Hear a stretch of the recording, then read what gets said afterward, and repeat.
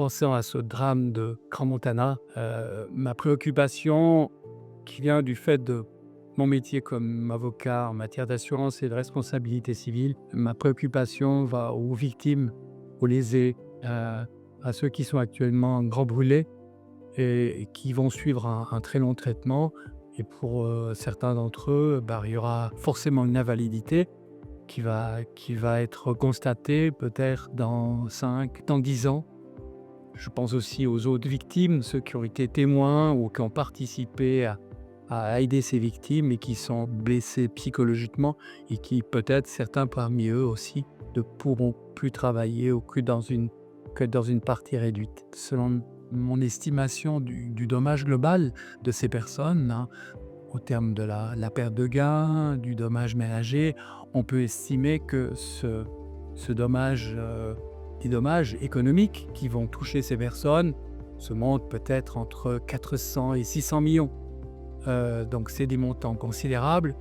Heu, c'est des montants que les exploitants ne peuvent pas assumer. C'est des montants que les assureurs n'assumeront pas parce qu'ils ont des couvertures d'assurance dont on sait aujourd'hui qu'elle est très limitée, hein. Il y aura peut-être 10, 15 millions, peut-être avec la fortune des exploitants, peut-être 20 millions. Et voilà, il ne faut pas couvrir 20 millions, il faut couvrir 400 à 600 millions. Et qu'est-ce qui se passe? Qui va couvrir ces 400 à 600 millions?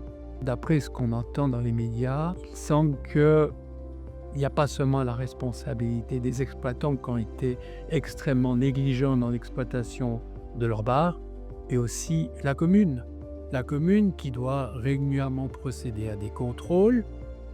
Et dans la commune, on a des chargés de sécurité qui, qui doivent être formés en matière incendie. Il y a des écoles ensuite qui forment correctement ces personnes. Et lorsqu'ils visitent les bars, par exemple, ils doivent vérifier que les normes de sécurité incendie sont respectées, que ce soit les portes de fuite, les voies de fuite, les portes, que ce soit les escaliers, que ce soit les matériaux utilisés pour la construction du bar. Et là, à l'évidence, les contrôles n'ont pas été faits par chargé de sécurité. Il semblerait, d'après ce qu'on entend dans les médias, que le chargé de sécurité n'était pas formé. Quoi qu'il en soit, la commune, elle est responsable. Elle doit s'assurer qu'en nommant le chargé de sécurité, elle nomme une personne compétente. Si elle n'est pas compétente, il doit la former.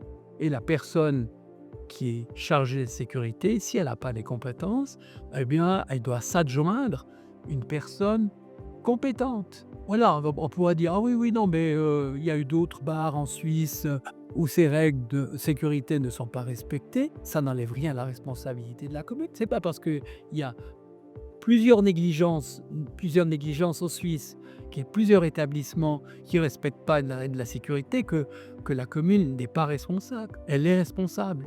Et c'est fondamental que dans cette affaire, la responsabilité de la commune soit reconnue parce que c'est les seuls qui sont solvables, c'est les seuls qui pourront assumer les 400 à 600 millions qu'il faudra bien débourser pour indemniser ces personnes qui sont invalides. Parce que s'ils ne sont pas indemnisés, qu'est-ce qui va arriver? Voilà, c'est des personnes pour la plupart mineures, donc ils n'ont jamais travaillé. À l'âge adulte, ils vont demander des prestations d'invalidité, ils vont s'annoncer à l'assurance invalidité, qui va constater effectivement qu'ils n'ont jamais travaillé. Donc on va leur verser une rente d'invalidité extraordinaire qui actuellement est de 2 700 francs. Et il faut relever que cette rente d'invalidité, qui sera la seule prestation d'invalidité qui sera versée, elle n'est pas exportable. Ça veut dire qu'ils ne pourront même pas dire: «Je vais partir vivre en Thaïlande où on peut vivre avec 1 700 francs». Non, s'ils quittent la Suisse, ils perdent le droit à la rente extraordinaire. Donc c'est des situations qui sont extrêmement compliquées. Ces personnes risquent de rester à charge des familles toute leur vie durant. C'est une situation qui est absolument insatisfaisante, qui est injuste. Il faut absolument qu'on reconnaisse cette responsabilité de la commune. Et actuellement, il me semble, en tout cas à lire et entendre ce qu'il y a dans les médias, qu'on se focalise sur la responsabilité de 2 exploitants. On oublie un peu la commune qui essaie par tous les moyens de se libérer de sa responsabilité. Donc c'est une situation qui, à mon avis, doit être corrigée.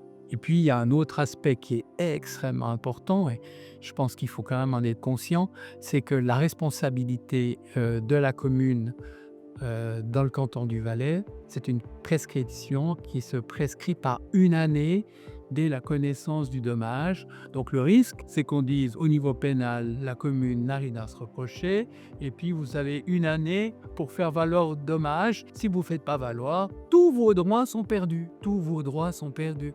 Donc 1 année, c'est un délai qui est inadmissible, c'est beaucoup trop court, mais bon, c'est ce que prévoit malheureusement la loi valaisanne sur la responsabilité de l'État. Donc il faut agir pour interrompre cette prescription, c'est absolument important. Puis un autre aspect qui me vient à l'esprit, c'est que voilà, maintenant le sinistre est survenu, l'incendie qui a engendré des frais énormes, des frais d'hélicoptère, les frais pompiers, des frais qui se montent déjà par dizaines de millions, c'est certain.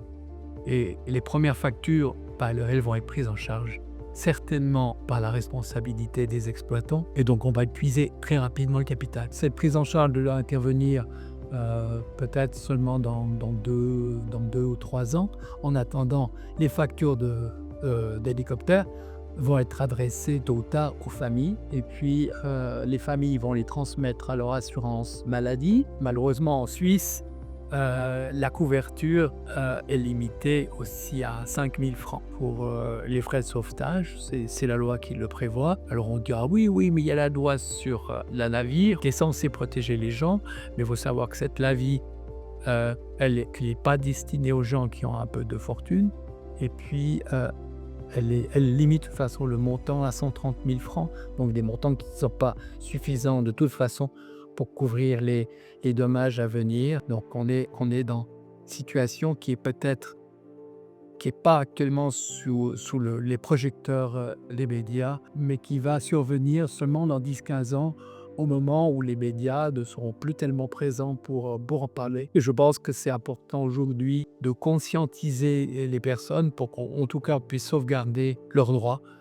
On peut sauvegarder les droits des victimes en agissant vers la commune. Voilà mes premières réflexions sur cette affaire dramatique.